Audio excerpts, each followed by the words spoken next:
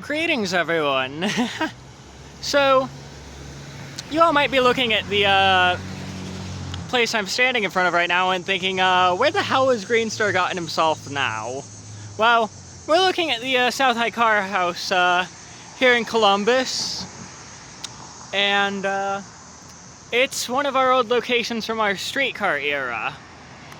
So I'm going to be doing a walk around the place, talk a little bit about what this place is, historic significance of it all. This is one of the old, potentially one of the old car houses from the streetcar era of here in Columbus, Ohio. Specifically the South High line. Yeah, specifically one of the South High Street streetcar lines. Or, well, the southern end of the High Street Railway. I have to remember my names of the streetcar lines here. I usually don't write a script. This will probably also be posted on the same day I'm out here, which is a Tuesday. But I think the interesting thing is as you walk around, you kind of start to see like some of the old doors are still in place as well. Then they put a regular door in the old wooden door here, which is kind of funny. Then you have this bigger one, which probably for the streetcars or the like. It's really making me start to wonder where Columbus car number 1000, which was a bi-level streetcar, was stored. Which of these car barns she would have been at. But there's actually more to this location than meets the eye, because it might actually, according to ColumbusRailroads.com, which is a site I was on earlier today researching and working on a mapping project involving the horse cars and other streetcars. This particular building might actually, or not just this building, but there's actually this one as well. They both might date back to the horse car era of the city, especially if you look at how long this one is. This is actually roughly at South High Street and Beck Street. In fact, Beck is the street I'll be on here in a moment. But I'm currently on a different road walking. But it's hard to tell if this was the horse car barn, or, I meant not horse car barn, but the stables where they stored the horses, or if that building over there was the stables. I'm trying to figure this out, don't worry. Don't worry at all. But, it's difficult. Anyway, I'm gonna walk around the long way here on down back.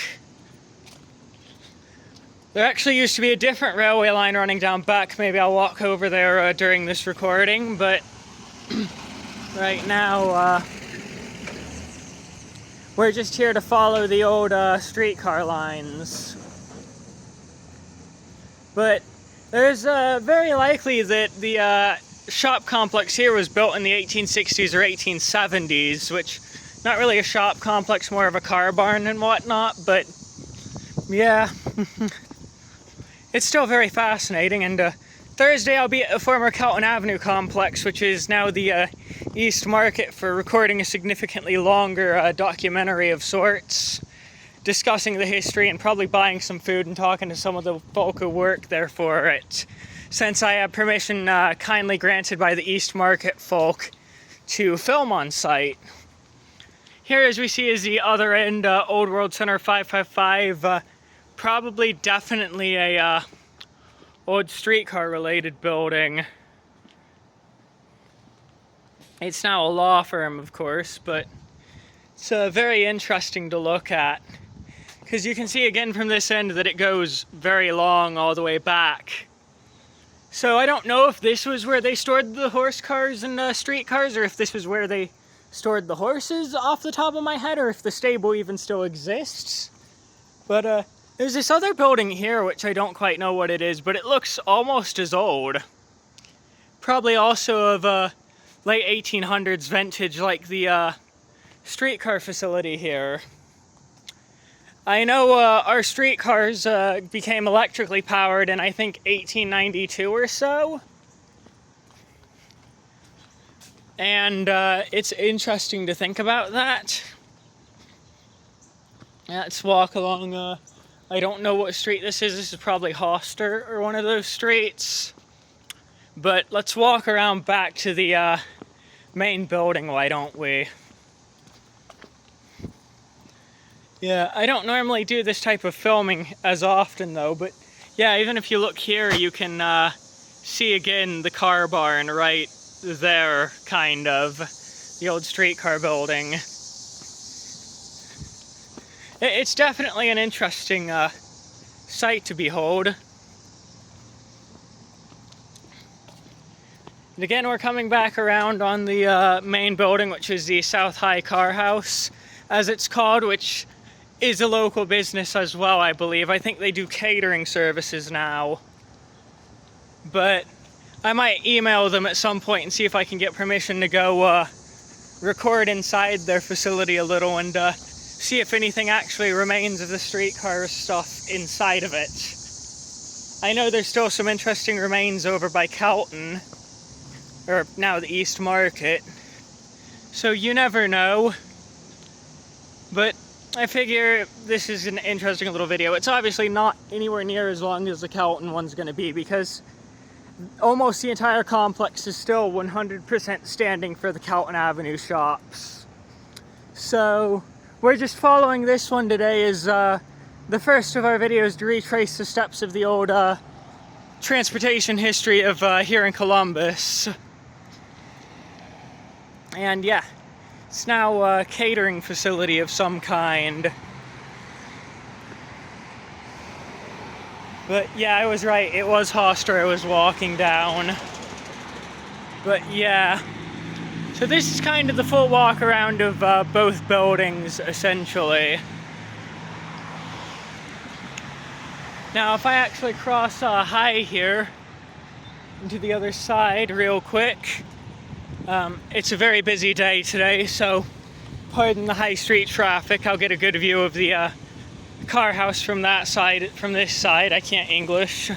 From this other side, one of the display kiosks that were installed by the Smart Cities program. But if you look, there's the car house from this side. And the streetcars and horse cars used to basically run around this area. And there's back. So let's go walk down back and look at the trackage that still actually exists in Back Street over here. It's like, it's not every day I'm out in this particular area. I actually left my mapping project a little early to come out and film, since I discovered that the South High Car House is possibly of the horse car era. Let's keep walking this way. And you can probably kind of faintly see it reflecting. But this is taking back going west to Front Street. But right about Wall Street here, where I'm coming up on, you'll find something interesting. Right here at Wall Street. You can probably see it reflecting the sun by now. It's also interesting how the poles are designed in terms of the telephone poles, I've just noticed, but I'll point that out in a minute. I'll point to it in a minute. Let's let this car pass.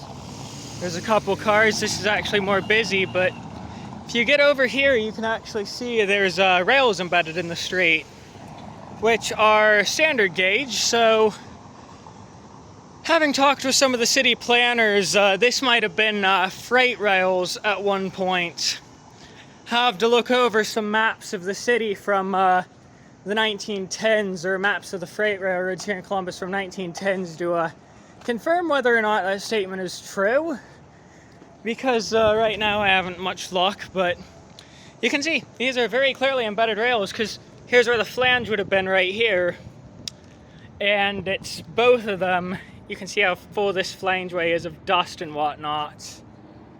But these are old rails embedded in the still brick back street here up to about Front. There's actually more areas as well of old rails around here poking out. Maybe I'll go stop by some of them too in this recording. That would be fun. Because I don't quite know what the others are, though they probably were something related to the freight railroads as well. But so look at these poles here. And it's interesting how they're kind of uneven for both of these poles here. It's probably just because of this building so close to them, but I find that neat considering you've got the one track running through here. And this single track runs, well, obviously from Wall Street to about right this side of Front Street. So it's something you don't see very often in the city, but it's most fascinating regardless. Hell, you know what? Screw it. I'll make my way over to the other area where there's rail sticking up. Because there's a lot of old rail remnants in this area that I can drone on for hours about. At this rate, it might actually be almost half the length of the Kelton Avenue complex tour and history discussion video that's coming Thursday. Well, it's being recorded Thursday. I don't know if I'll actually publish it on Thursday. But I know this one's being recorded on Tuesday, and it's going up later today on Tuesday. So let's just take a back route. We have to take a back routes road. Probably gonna stop at the local Kroger right after this, honestly. Not sponsored, but get something nice to drink or check prices on something. I'll figure it out. I'll definitely figure out the whole situation, but so keep walking this way. Because, yeah, I'm gonna come upon it soon. It's interesting as well because I don't actually fully know when this building that I'm walking up to now was built. But I don't think it's related to the interurbans or anything, or the streetcars, despite the fact that it has this massive-ass gate on the front of it, which you would think is something they'd use for trolley cars or the like, but I don't actually know what this building is. Or, well, when it was built, I should say, but it shares a lot of the same vibes, if you will, as the other car house I was just walking around. Could have been an old railroad warehouse, I don't know. You can technically get inside of it, which I'll do momentarily because it's a parking spot now. But first we're here to see the other stuff, the old rails. Because I think this could have been a freight yard back in the day, but I'm not 100% sure.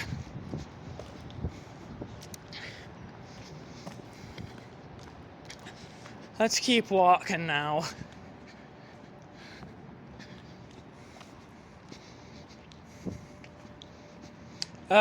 Here it is, the first of the rails.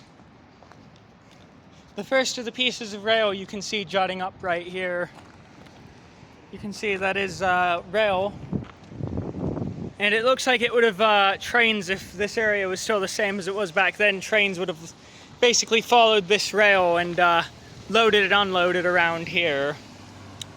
So it's interesting since this rail is in place. And I don't fully know what it is, but if we keep walking, it gets more interesting. Also, fun fact, the Mid-Ohio Regional Planning Commission offices, which are very helpful people, are based right over on Liberty there. Their office is visible. Very good people. Very, very good people. They're the urban planning organization here in Columbus. Anyway, we come to this point where we have these rails which almost look like they'd be broad gauge if it's not two separate tracks or something. These look like they're broad gauge. Now, if these are broad gauge, then that is a very obvious remnant of the streetcars, which were broad gauge, whereas the interurbans and stuff were all standard gauge. But I'm actually not 100% sure, since this looks like it was a freight yard-like area or something. And there's that interesting building right there again. I'll go inside it in a minute, because it's a car park, but yeah. Kind of see the rails are spaced a little broadly here. But obviously they keep going this way.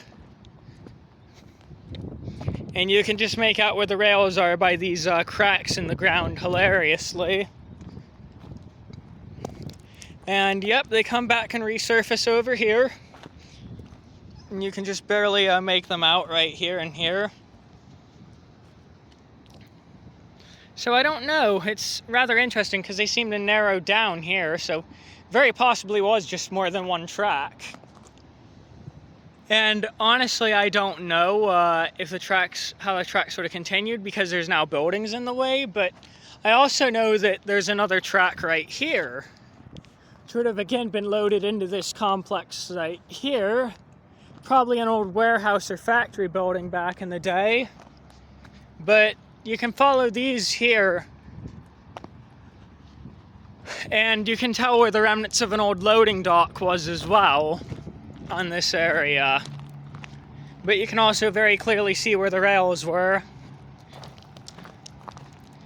And it's one of those interesting things of just tracing the history of transport. But I have no idea if this is standard gauge or interurban, which is standard gauge still, or tied to the broad gauge streetcars or horse cars. I don't really know what this area is. It's a bit of an anomaly right now, but maybe looking in the old city maps the library has will account for something, since the main library folk have been letting me use their archives to figure out locations and whatnot and maps of the trolleys. But right now, I don't fully know, but maybe I'll know by Saturday when I'll next be at the library to look. I don't fully know just yet. Yeah, there's some interesting tidbits here. I'm going to walk around a little here, because there's this thin piece of metal, which probably isn't related actually, because it's too thin to be a rail or anything, but it's interesting to just walk around this area and try and find these remnants. But I doubt I'll find anything over here, because it seems like all the tracks, there might have been 3 or so, depending, 2 or 3, all converged right about that location there, and then went past where that building is now. So it's very unlikely I'll find any other tracks out, track remnants out here. But I do not know, so I'm gonna look anyway. And this is all public property, of course. Yeah, just as I suspected, I'm not finding anything out in this particular area. So what I'm gonna do is go back and show the inside of that building, speculate if that building has anything to do with it or if it's newer, but I almost want to say it's newer, but I don't actually know, because trying to look up city records of that building has been hard for me. So I actually don't know how old it truly is. So we can speculate what it might be, but until I find a definite piece of information, I won't know. When I do find another definite piece of information, I might come back out here and record trying to retrace how many tracks, the exact number of tracks, and where they all were. What this building was, what that building was. It's all a matter of figuring things out. This video actually is going to be about a little over half as long as the Kelton one, isn't it? I don't have an issue with that, as long as it uploads all right. But I do feel like this might be newer because of the way it is on the inside as well. Yeah. So let's take a look inside. You can tell it's very interesting in here, but it also looks much newer inside. That is a very pretty car. But it looks much newer in here, so it might very well be a newer building. The only thing that interests me is those massive gates that are almost like what you'd see in a streetcar barn or something. The roof is very reminiscent of the old, unfortunately it was already demolished by the time I left Akron in 2022, but the old interurban car barn in Akron is kind of what the inside of this one reminds me of. You can see the massive doors, which bear reminiscent to something of the streetcar era, though. The interurban era, and even the roof is very reminiscent of the old interurban shed in Akron, Ohio. And as I said, unfortunately, that facility is demolished back in 2022. But I do have some photos of the inside of it from late 2021. I'll try and dig those out of my collection and share them as a post on my channel maybe. But regardless, this is a very interesting facility here. I don't quite know what it is, but it is on Front Street in this whole tangle. Anyway, if you guys enjoy this type of content, please let me know. Like, subscribe, you know the drill. Either way, this has been Greenstar of White Lion Studios.